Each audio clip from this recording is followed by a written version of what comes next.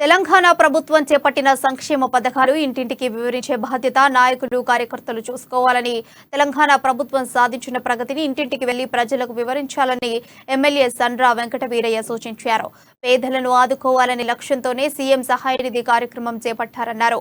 ఖమ్మం జిల్లా సత్తుపల్లిలో లబ్ధిదారులకు కళ్యాణ లక్ష్మి, షాదీ ముబారక్ చెక్లను ఆయన పంపిణీ చేశారు.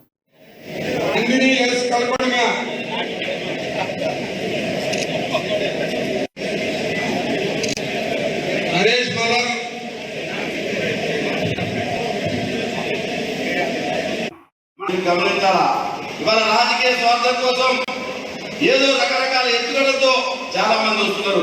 మనం చేసిన ప్రభుత్వాన్ని మీరు దయచేసి ప్రజల దగ్గరికి తీసుకెళ్ళాలి. నాయకులుగా అధికార పార్టీ ఉన్నప్పుడు కొంత స్పిరిట్ తగ్గింది. చిన్న చిన్న అంశాలకు మనస్పర్ధలు పెట్టుకుంటాం. దయచేసి మీరు గమనించండి. చెట్టు వాళ్ళ తెలంగాణ రాకపోతే ఏం జరిగేది?